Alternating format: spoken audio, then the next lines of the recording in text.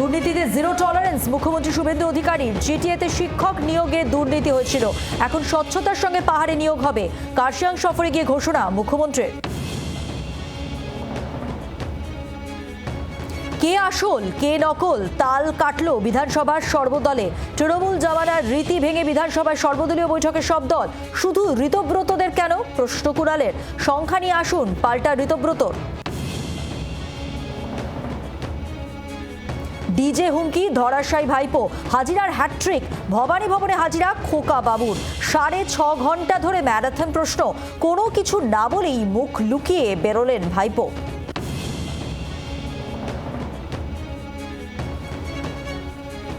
দুর্নীতির মগজালে ভাইপো, মা মাটি মানুষের দলের বিরুদ্ধেই মাটি চুরির অভিযোগ।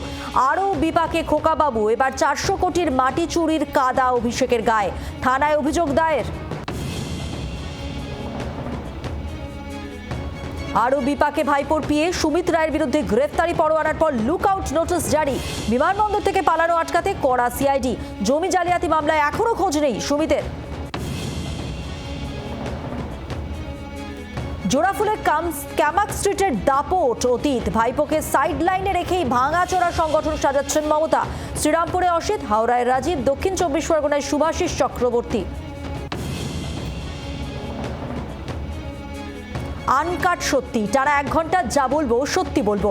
বাংলার একমাত্র সত্যনিষ্ঠ অনুষ্ঠান, রোজ রাত 8:45। সঙ্গে ডেপুটি এডিটর পিউ রায়।